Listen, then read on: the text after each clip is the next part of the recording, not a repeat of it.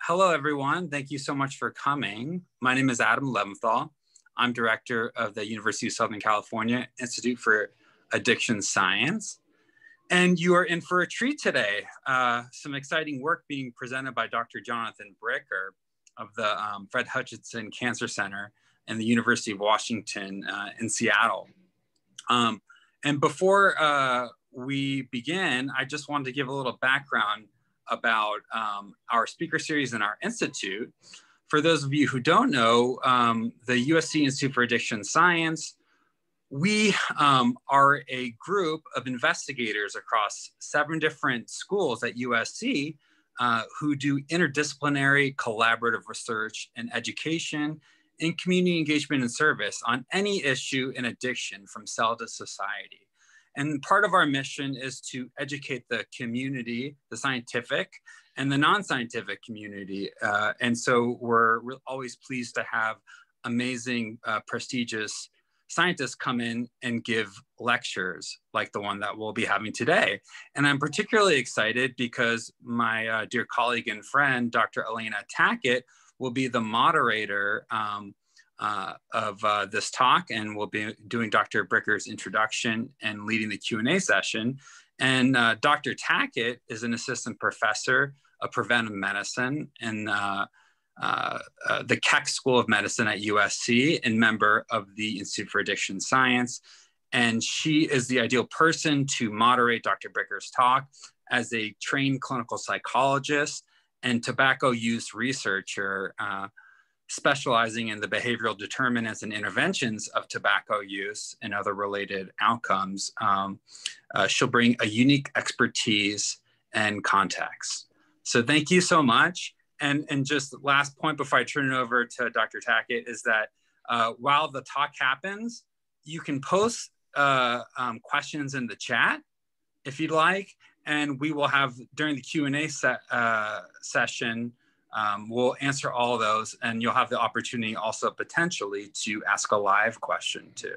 So let me turn it over to Dr. Tackett. Please enjoy. Thank you, Dr. Leventhal. So it really is an honor and privilege to introduce Dr. Jonathan Bricker. So Dr. Bricker is an expert in the field of health behavior change. He's a professor of public health at the Fred Hutchinson Cancer Research Center and the University of Washington. He is founder and leader of the Health and Behavioral Innovations in Technology, or HABIT, research group. He's a licensed clinical psychologist and received his PhD in clinical psychology from the University of Washington. His research group focuses on developing and testing innovative behavioral interventions for tobacco cessation and weight loss, especially those able to be disseminated in a widely available technological platform. He and his team have developed a novel health behavior change intervention model based on the principles of acceptance and commitment therapy, or ACT. Additionally impressive, Dr. Bricker is a principal investigator of over 26 million US research dollars. He leads 7 NIH R01 randomized trial grants, as well as has led or collaborated on multiple federal and other private research grants. His current grants focus on testing a machine learning and natural language processing chatbot for quitting smoking, several smartphone applications for tobacco cessation in the general population and among cancer patients, as well as a weight loss telephone coaching program based on ACT. His I Can Quit smartphone app based on the ACT platform was proven more effective than a leading National Cancer Institute smartphone-based app on the US clinical practice guidelines in a large randomized trial published in JAMA Internal Medicine. I Can Quit is now a publicly available app. Further, he has published over 100 peer-reviewed research articles on addictions, behavioral interventions, and technology. He currently serves as senior editor of the journal Addiction, which is the highest impact substance abuse journal. He has also served as a regular member of several NIH study sections, including the IPTA, Addiction Intervention Study Section, and has chaired several NIH special emphasis panels, including the TCOR's Tobacco Regulatory Review Panel. He's also provided expert testimony to state legislators, including in support of the Washington State Tobacco 21 bill that was soon signed into law.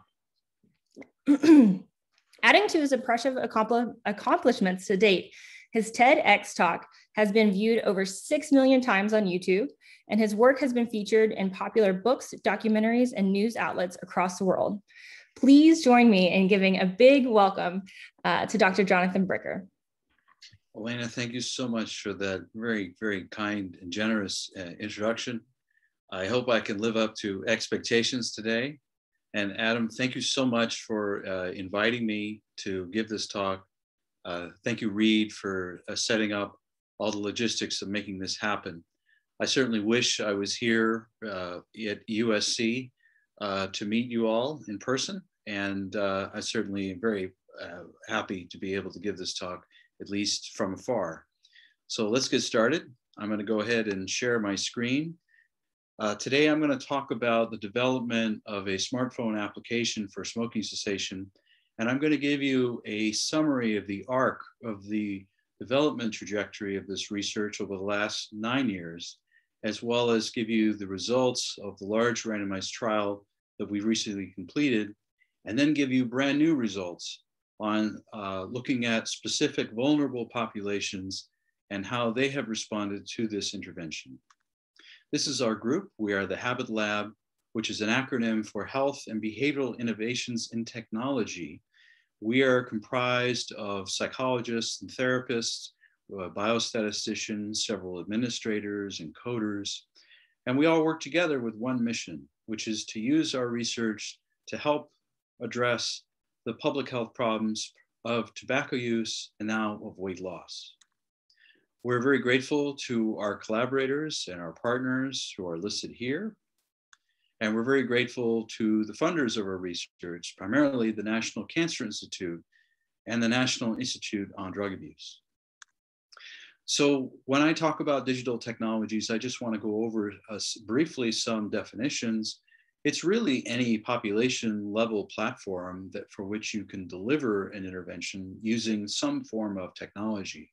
And technologies range, and they're, I'm sure, all very familiar, websites, which can provide informational and skills-based training, smartphone applications that can provide skills-based training and tracking and personalized feedback, text messaging interventions that are both one and two-way, tailored and non-tailored, wearable devices such as Fitbits and other wearables that can track critical indicators of behavior change, such as movement or steps, or even smoking behavior, chatbots, which are software-based programs that use natural language processing and to create a digital coaching experience. And we're going to touch on one that we are testing now. And then finally, using social media, such as through YouTube or Instagram or Snapchat, to be able to provide support and skills training. So digital runs the gamut. Of course, today I'm going to focus mainly on smartphone applications. Now, in terms of access, this is a critical question. High-speed internet access is high overall. There are some disparities. For example, it's slightly lower in Black African Americans, Hispanic, Latino populations, and people with lower income. Smartphone ownership is high overall and is pretty consistently high among vulnerable subpopulations, except those with lower incomes. It's a little bit lower at 71%. In terms of smartphone applications for quitting smoking, there are nearly 500 of them, and they've been downloaded about 34 million times in the US alone. But none have been proven efficacious in a full-scale randomized trial to date. Now, what is the problem? Well, the problem I see in the space of tobacco cessation is that we have many efficacious interventions that are primarily delivered in person. Individual and group are the best examples, and they have about a 20 to 25% success rate at 12 months. When you get down to digital interventions, however, you get success rates that have been on average about 10% when you go out about 12 months. Now, on the other hand, digital interventions have reach that in-person interventions don't have. So for example, an app reaches about 4 million users per year. That is conglomerate of all apps, about 4 million users per year in the US. So when you look at this problem of tobacco cessation on a public health perspective, you look at impact, and impact is simply reach times efficacy. And what you can see here is that we are limited in our impact primarily in the digital space because we have limited efficacy. So the problem that our lab is trying to address is, how can we take this high reach intervention, a digital intervention, and make it more efficacious? Because if we can in turn make greater population level impact. So the question we have been posing for about the last decade is, can an emerging behavioral approach boost efficacy? And the particular approach I'm going to talk about today that we've been looking at is called acceptance and commitment therapy. So I want to give you first the theoretical background of acceptance and commitment therapy. It's based on relational frame theory. So if you imagine we have for here a physical sensation, which we're going to call an urge. This sensation then gets connected to a variety of verbal behaviors and also actions that a person can take. So it's related to the thought of an urge, the thought of stress, or taking a break, or having a drink. And then these actions get tied to all the micro behaviors that go into smoking a cigarette, such as inhaling and exhaling and ending and tasting the cigarette. From a relational frame theory perspective, people who are in an addiction, in this case to nicotine, are caught in this web. They're caught in a web of verbal and nonverbal observable behaviors. And that is what is keeping them from engaging in the things that are important in their lives, such as living a healthy and loving life. So when they get in the way, what happens is we get what I call these dotted lines. They get disconnected from the things that are really important to them because they're caught up instead in this set of verbal and nonverbal relations. The focus of ACT is to help break free from this web. So the focus of the clinical intervention is to help people reestablish connections, to turn the dotted lines into solid lines, reestablish connections to the things that are really important in their lives. And one of the ways that is facilitated is through acceptance of these internal experiences. And I'm going to explain in a moment. So we want to do that in order to keep this web from dominating the person's experience. And as you can see, this can apply to any type of addiction. It could be an alcohol or other drug addiction. We're simply applying this theory to nicotine addiction. So how does ACT work toward acceptance? Well, what ACT does is it allows people to focus on thoughts and feelings and cravings and let them just come and go on their own without acting on them, letting them be there, opening up to them, and making room for them, making space for them through a series of a variety of exercises and tools. Acceptance is not willpower. Acceptance is the willingness to have internal experience. And some people may be thinking of this as mindfulness. Mindfulness is one of a myriad of ways that a person can be accepting of internal experience. They don't have to do it through mindfulness, but mindfulness can certainly be one vehicle for doing that. Now, why is acceptance important? Acceptance is important because it allows you to see what's important to you very clearly. If you're focused on thoughts like being tired or stressed or having a craving or thinking about cigarettes, it occludes or makes blurry the things that are really, really important in your life. But if you can make room for those things, then the thoughts in your mind kind of fade to the background, and you can focus clearly on the things that truly matter to you in your life. So you can shift to the right side of the screen. Now, the other side of ACT is focusing on values. And values is, from an ACT perspective, of behavior.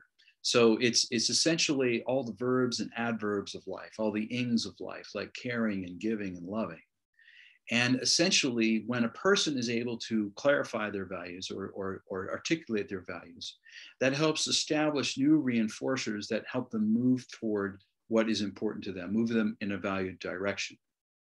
So common values that we look at in a clinical perspective would be taking care of your body, loving your family, helping the next generation. A lot of people talk about, I want to quit so I can see my grandkids or spend time with my grandkids, or engaging in some type of meaningful work. So in summary, I think of ACT as an equation Being willing plus acting on values helps people make life-affirming choices. This picture also captures what ACT is about in a very quick way. It's about being able to move toward what's really important to you, move in a value direction, while making room for the baggage that we all carry in our lives, our thoughts, our feelings, our sensations. So you may wonder, well, how is this different from a standard intervention? And here is a contrast between the ACT approach and a US clinical practice guidelines approach to quitting smoking. Essentially, the US CPG is more about avoiding experience. How can we help you avoid your urges versus acceptance and ACT? Through being distracting, doing a jigsaw puzzle, or just doing something else so you don't have to notice your nicotine cravings. In ACT, it's about being present. It's about allowing them to be there, noticing thoughts or noticing urges just come and go on their own naturally. From a level of cognition, the guidelines would use helping you replace irrational with rational thoughts through some type of applied logic that you might use from for example, a Beckian cognitive therapy perspective. In ACT, it's about just noticing thoughts. You might carry your thoughts with you. You might say your thoughts out loud, or say, I'm noticing I'm having this thought. And then the other level is on looking at the different ways we intervene on motivation. So the guidelines would do some kind of variant or recommend some variant of motivational enhancement or motivational interviewing, where you might look at the risks and benefits or the pros and cons of making a change or not making a change. Absolutely nothing wrong with doing that. It's just a different worldview than what an ACT perspective would do, which is we look deep down what really, really matters to you in your life, what gives you a sense of purpose and meaning.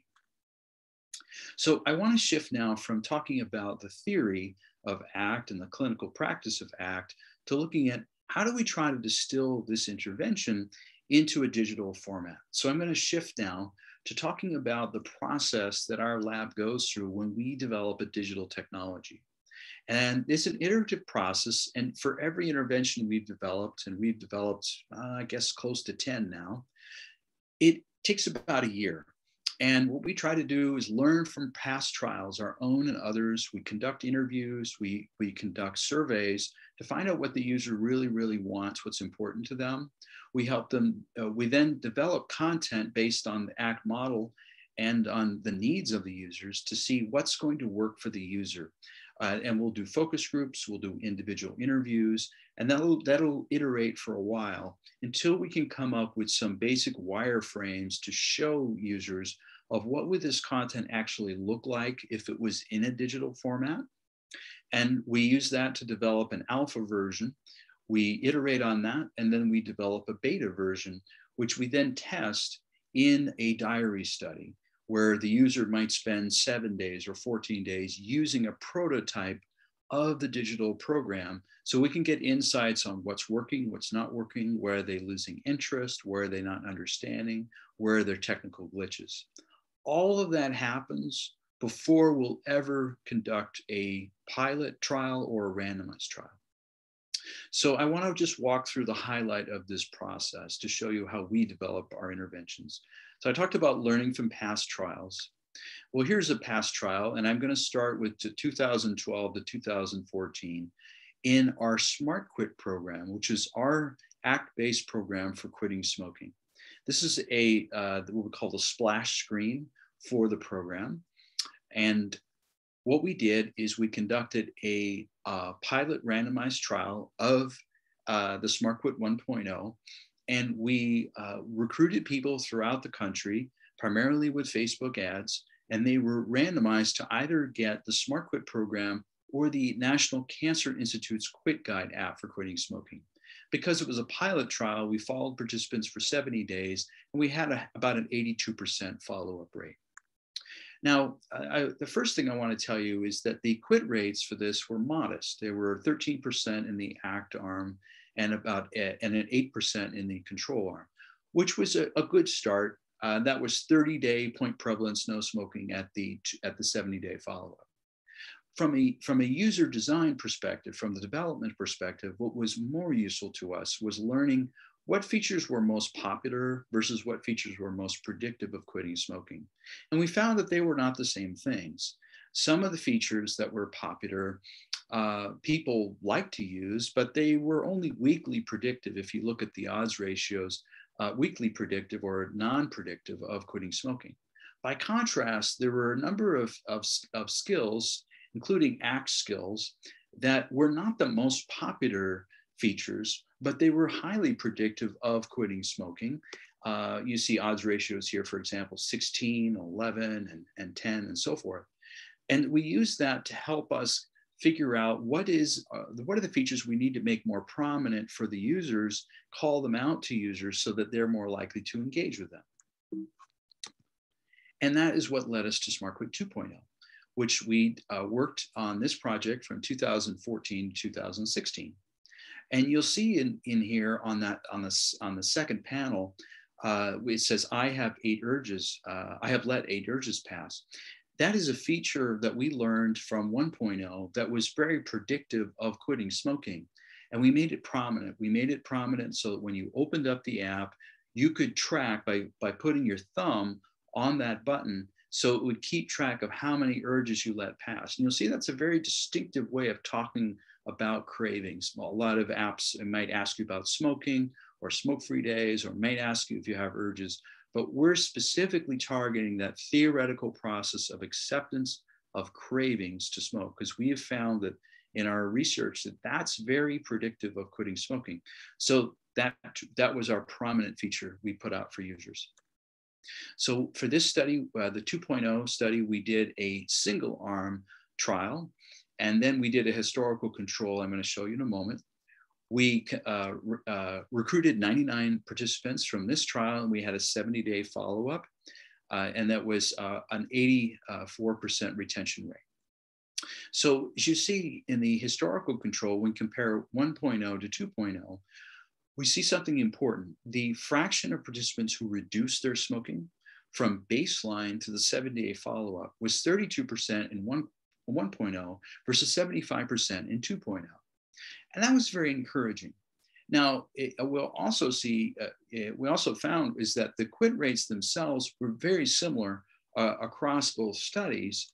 The quit rates, but the key thing was we were seeing progress in how much they're reducing.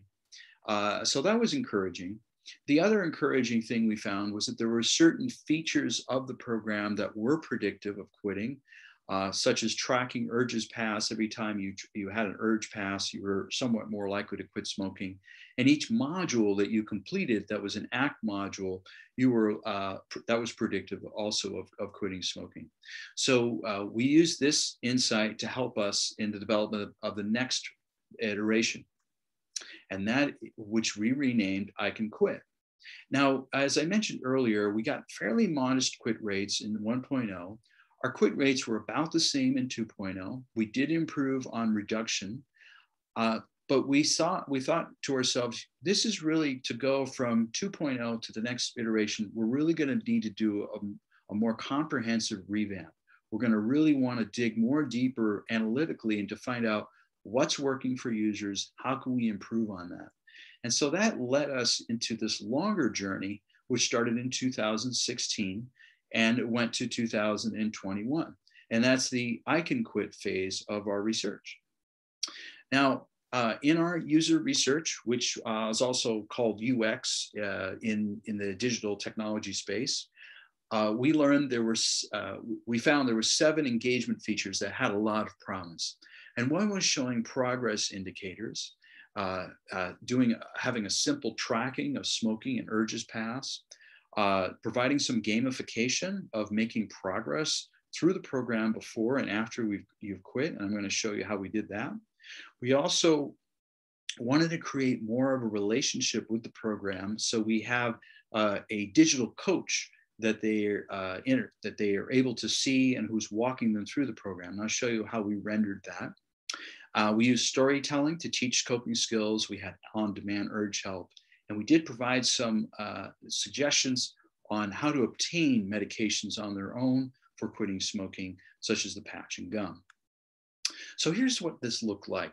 And you can see it's incorporating all of these key engagement features. One is a streak. If you see on the left-hand panel, there's a streak for a number of smoke-free days that you have.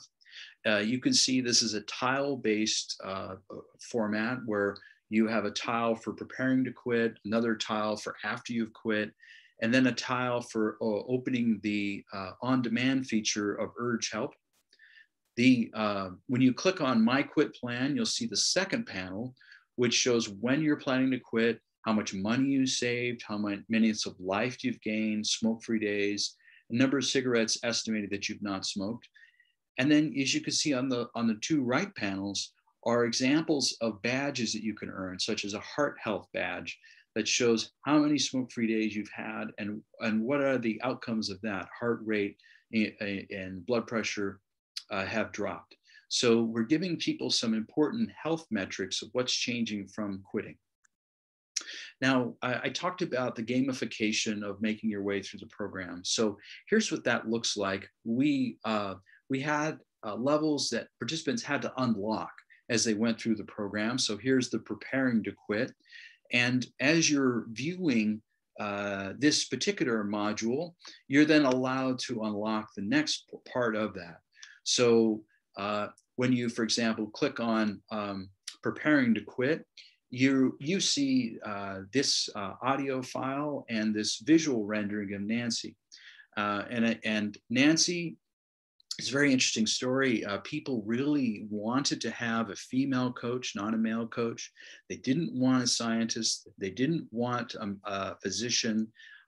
They wanted someone who was like them. They wanted someone who was a few years ahead of them, has had some history of quitting smoking and is smoke-free.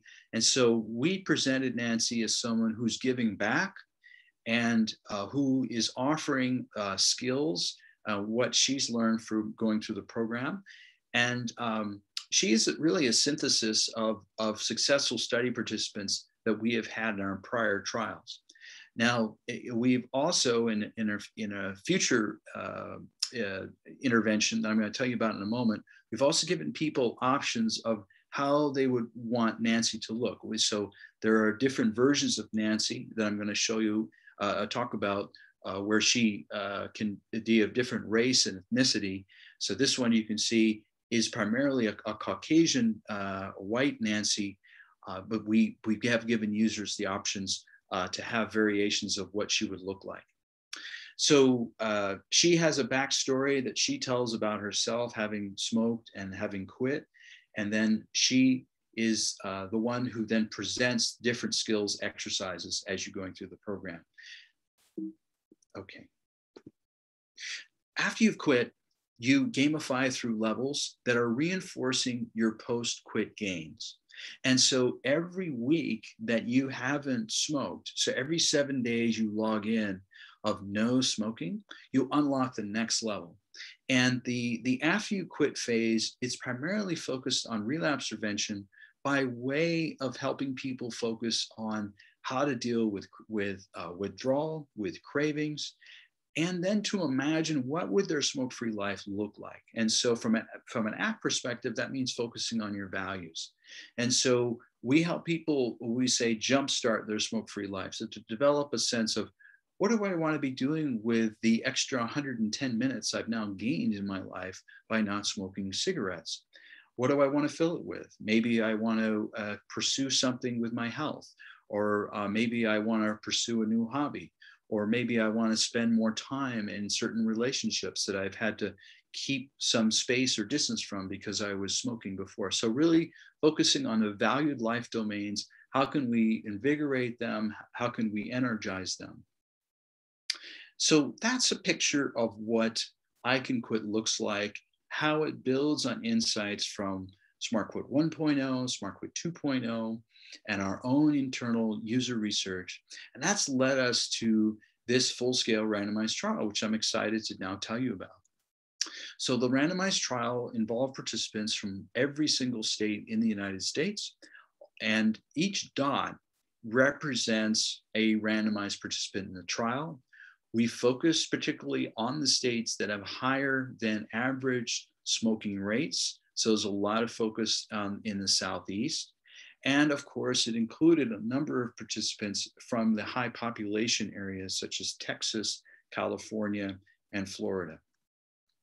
The participants were about 38 years old, about a third were male, about a third were minority race or ethnicity, almost a fifth were LGBT, about 40% were high school or less education, about a third were married, and about half screened positive for depression on the CESD-20.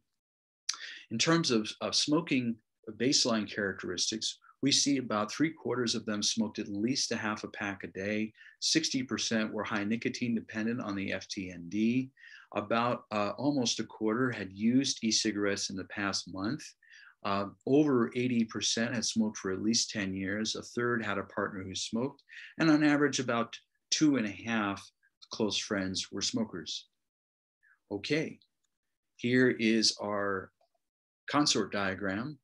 We randomized 2,415 study participants. Half were assigned to I Can Quit and half to the NCI's Quit Guide. We followed them at 3, 6, and 12 months. And as you can see, the retention rates were very high, ranging up to 90%, depending on the follow-up time point in the study arm. Here are the outcomes. So these outcomes were published in JAMA Internal Medicine in September 2020. And as you can see, the quit rates were very high. We have odds ratios ranging from about 1.5 to 2.0, 28% quit rate, which means no smoking at all in the last 30 days at the 12-month follow-up, 28% quit rate in I Can Quit versus 21% in Quit Guide. When we conducted multiple imputation, the results were identical. When we have prolonged abstinence, which we defined as no smoking at all, not even a puff, between the 3-month follow-up and the 12-month follow-up, 14% I Can Quit, 8% in Quit Guide, and then cessation of all tobacco products, including e-cigarettes and vaping, 24% in I Can Quit, 16% in Quit Guide. And I want to remind you, we did not provide any other aid for quitting smoking in this trial. We was simply access to either the I Can Quit or the Quit Guide. No medications were sent to participants or coupons for medications were sent. And no coaching advice was provided either. Now, I'm about to share with you in the next slide the results that we've just completed looking at the quit rates among vulnerable subpopulations. And here are those results. You'll see for people who are low income, that's $20,000 or less household income, 27% I Can Quit, 20% in Quit Guide. Those with nicotine dependence, 28% versus 21%. African American smokers, 29% versus 20%. People who identified as solely American Indian or Alaska Native, 41% quit rates versus 15% in Quit Guide. Those who drank at least 5 or more drinks per day episodically, 24% I Can Quit, 15% in Quit Guide. And finally, among the seriously mentally ill, that is those with bipolar disorder or a psychotic disorder or schizophrenia, 28% versus 20%.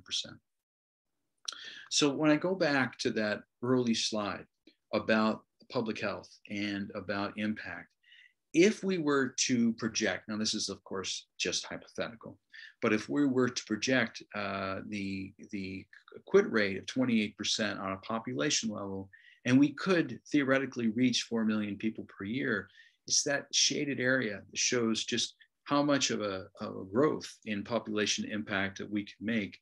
Several 100,000 people would be quitting smoking through I Can Quit as a net increase in quitting smoking. So I want to turn now to where we're going next before I wrap up. I want to talk about the other digital interventions we're working on, 2 on smoking cessation and 1 on weight loss. There's the Quit to Heal trial for cancer patients, the Quit Bot, which is a conversational agent, and then wellness, which is our ACT intervention for weight loss.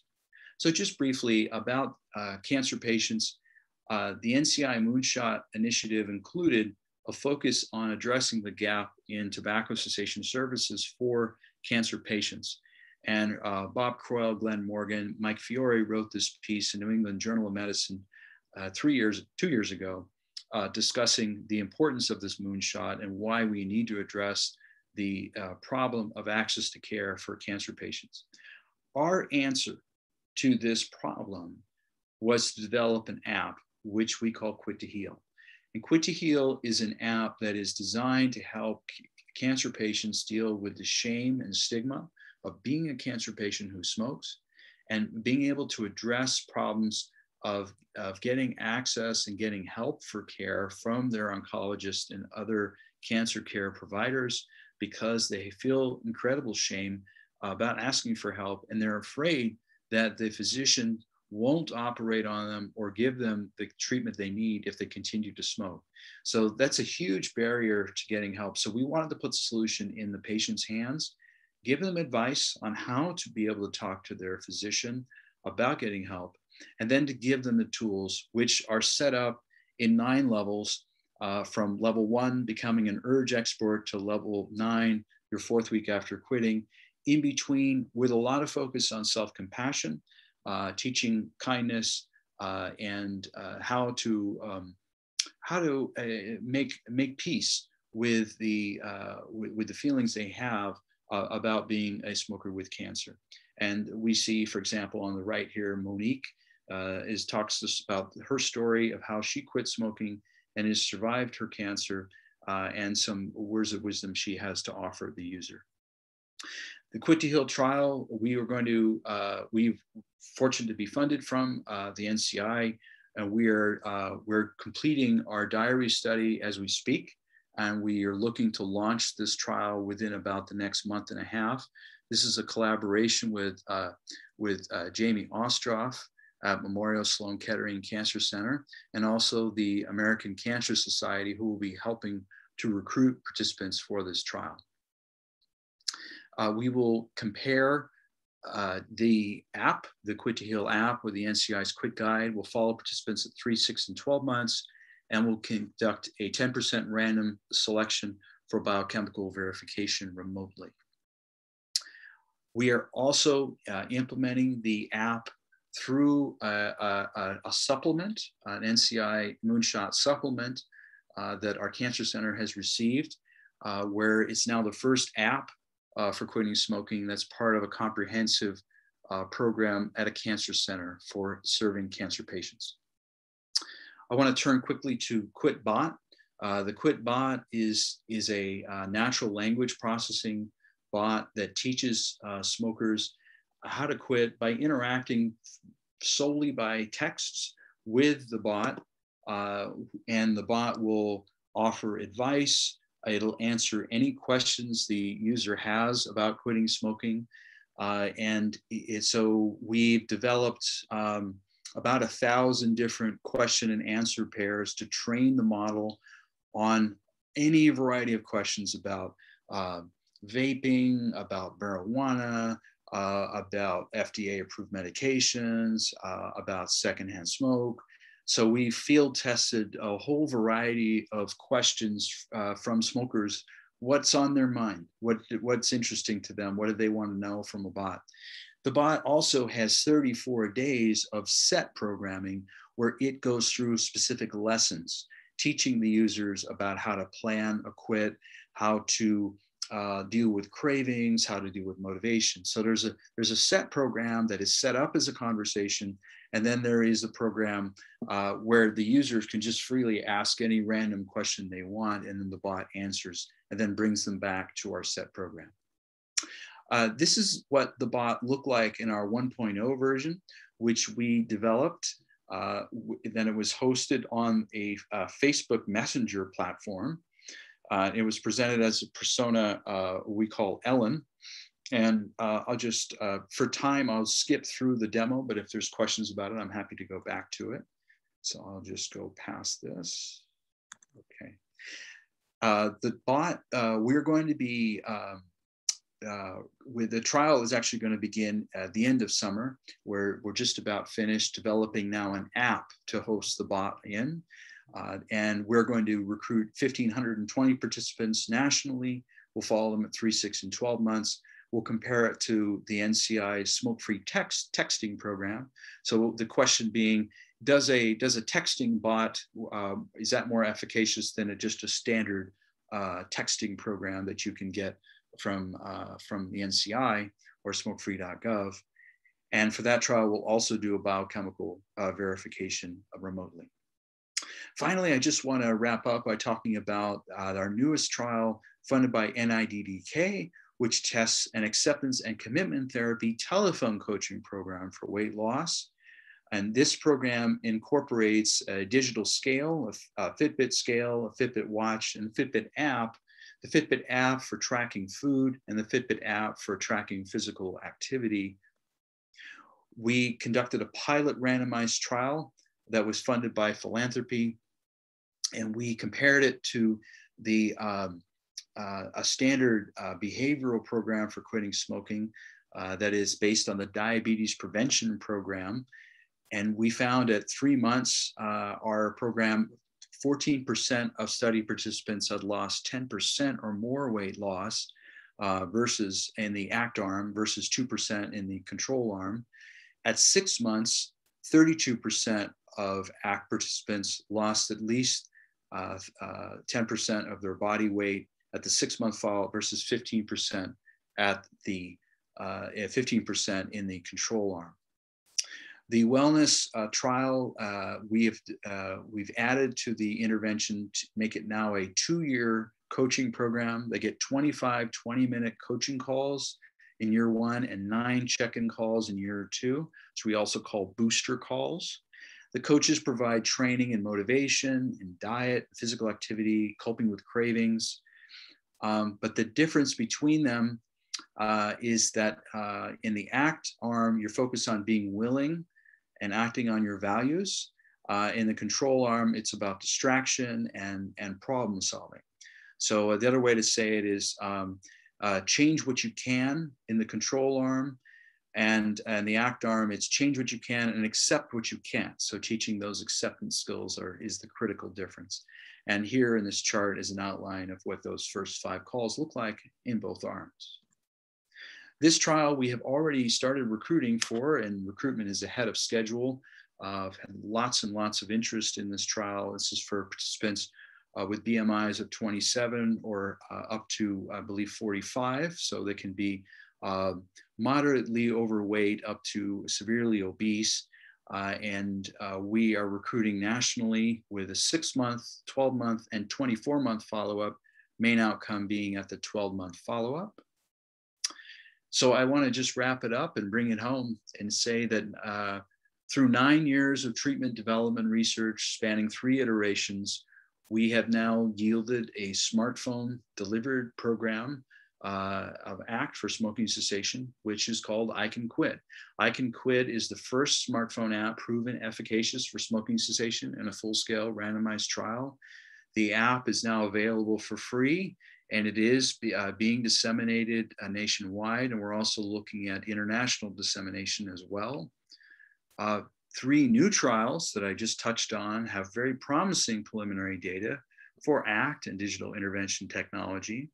And my take-home message is that digital behavioral interventions, I think, have great potential, but what is really needed is the rigorous development research to get them to the point where they're engaging to users and potentially efficacious.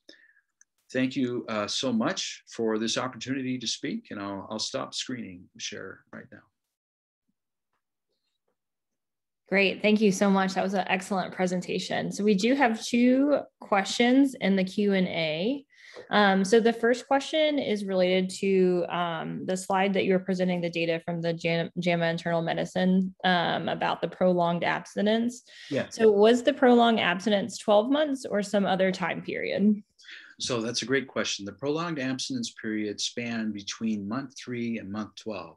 So it's 9 months of prolonged abstinence where the user, the participant, cannot have smoked even a puff anytime between the 12-month follow-up and the 3-month follow-up. So that's how we define prolonged abstinence. Great.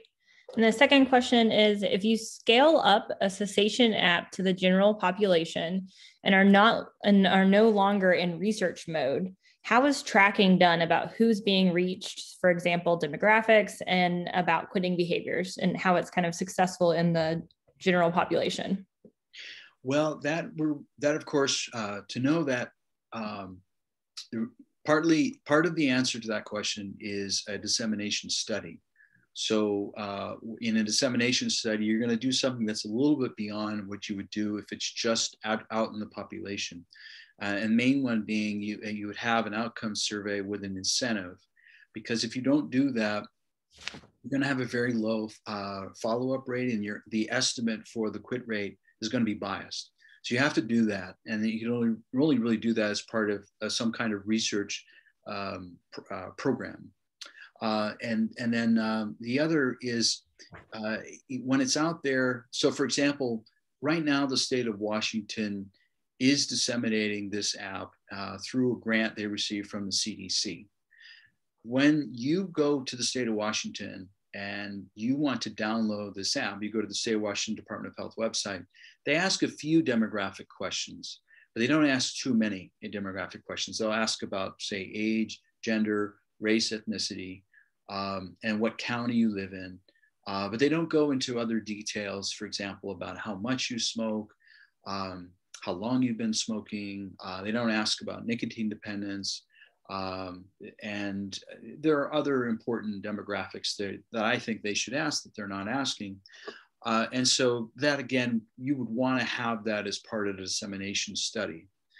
And so in order to really answer the question, well, what would the quit rate be? You need to do that. Now, in the app, of course, is tracking. It's asking you if you smoke.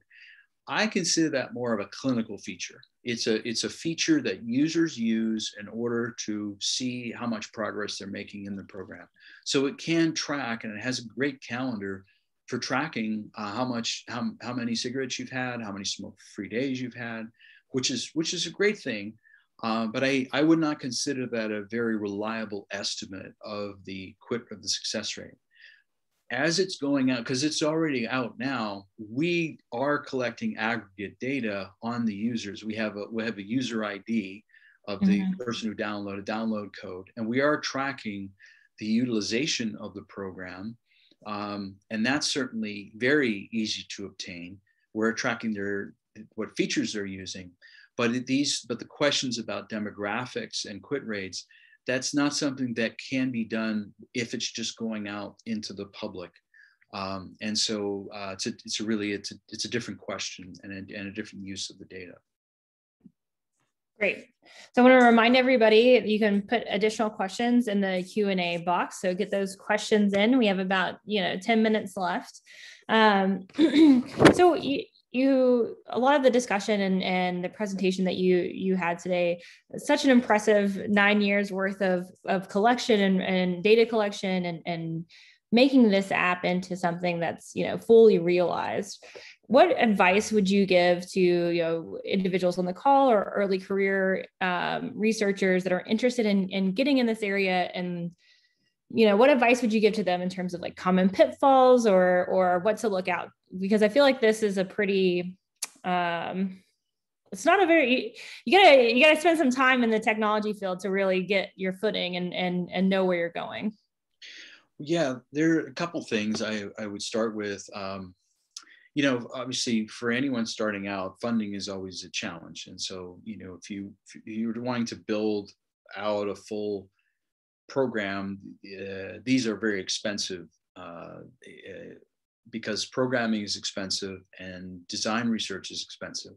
But there are some things you can do on your own that I think can have a huge payoff in terms of creating something that is as helpful to the user.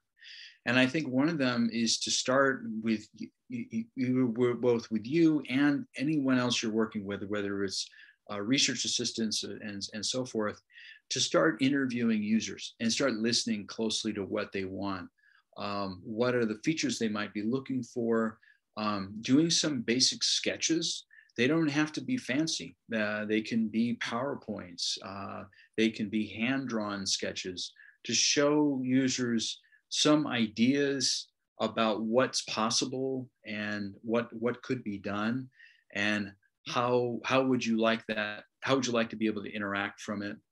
And I think that's a really good place to start, is just doing that really close iterative research. Creating wireframes is also not that difficult to do. The technical expertise, I would say, is mild to moderate, to create some simple wireframes. And there are a number of software platforms that you can readily get to help you create wireframes.